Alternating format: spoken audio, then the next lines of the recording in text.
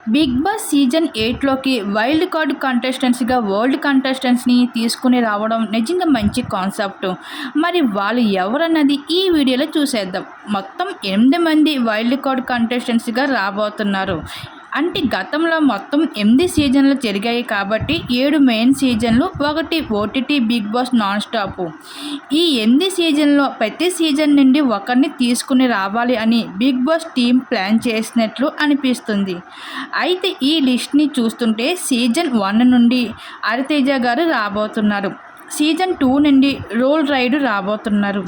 అలాగే సీజన్ 3 నుండి రోహిణి, విత్తిక షేరు వీరిద్దరిలో ఒకరు రావచ్చు, లేదా ఇద్దరు రావడానికి కూడా 90% ఛాన్స్ ఉంది.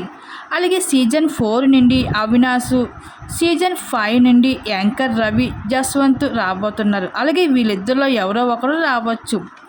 అలాగే ఇంకా సీజన్ 6 నుండి శ్రీ సత్య, సీజన్ 7 నుండి గౌతమ్ కృష్ణ, నైని పావని రాబోతున్నారు. ఇంకా బిగ్ బాస్ నాన్ స్టాప్ నుండి యాంకర్ శివ రాబోతున్నారు. ఈ విధంగా బిగ్ బాస్ సీజన్ 8లోకి అయితే వైల్డ్ కార్డ్ ద్వారా అయితే వరల్డ్ కంటెస్టెంట్స్ అయితే రాబోతున్నారు బిగ్ బాస్ హౌస్ లోపలికి. మరి ఈసారి Bigg boss season 8 wild card entry ద్వారా బిగ్ బాస్ హౌస్లో మరి ఆట ఎలా ఉండబోతుందో మీరు ఏమనుకుంటున్నా మీ అభిప్రాయాన్ని తప్పకుండా కామెంట్ సెక్షన్లో షేర్ చేసుకోండి.